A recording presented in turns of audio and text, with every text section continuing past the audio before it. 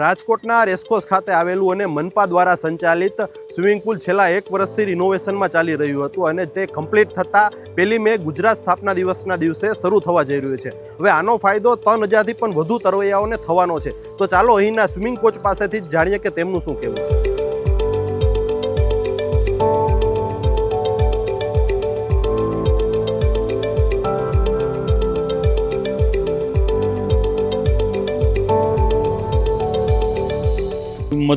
મધ્ય વિસ્તારમાં આ સ્વિમિંગ પુલ આવેલો છે અને સૌથી પ્રથમ સ્વિમિંગ પુલ રાજકોટનો છે, જે રાજકોટ માટે ગૌરવપૂર્ણ વાત છે।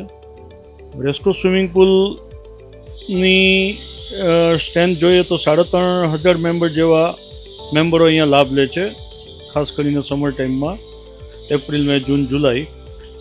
અને લેડીઝ છે, બાળકો છે, નાના મોટા તમામ મેમ્બરો લાભ લે છે। એટલે રિનોવેશન થયા બાદ આ સ્વિમિંગ પુલનો મહત્તમ ઉપયોગ બાળકો, લેડીઝો અને એજેડ પર્સન બી ઘણા બધા સ્વિમિંગ કરે છે। અને અહીંયા મોટી વાત એ છે કે આખા ગુજરાતમાં એકમાત્ર મહાનગરપાલિકાની સ્વિમિંગ એકેડમી આ પુલ ઉપર ચાલે છે। એટલે રાજકોટમાંથી નેશનલ લેવલ અને આંતરરાષ્ટ્રીય લેવલે અને રાજ્ય કક્ષાએ વિજેતા થતા ખેલાડીઓ અહીંયા નિયમિત સવાર સાંજ 4 કલાક પ્રેક્ટિસ કરે છે। રાજકોટ મહાનગરપાલિકાની વેબસાઇટ ઉપર આજે 28 એપ્રિલ 2025થી સવારના 11 વાગ્યાથી રજિસ્ટ્રેશન સ્ટાર્ટ થઈ ગયું છે સ્પોર્ટ્સના મેનુમાં।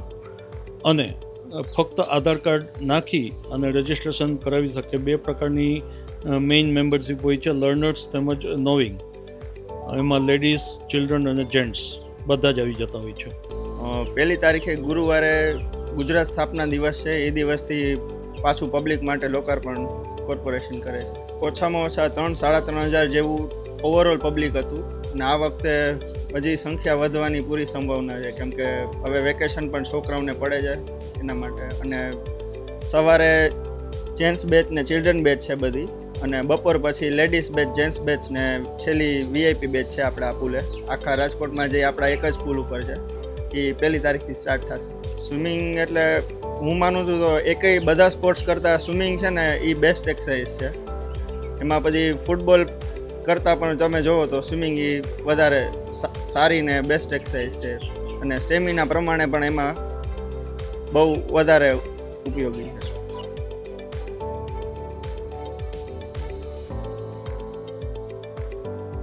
તો રાજકોટિયન તમે પણ જો સ્વિમિંગ શીખવા અને કરવા માંગતા હોય તો RMCની વેબસાઇટ પર તમે રજિસ્ટ્રેશન કરાવીને અહીં આવી શકો છો। કેમેરામેન ગૌરવ લશ્કરી સાથે હું Nikhil Maka, voice of day, Rajkot.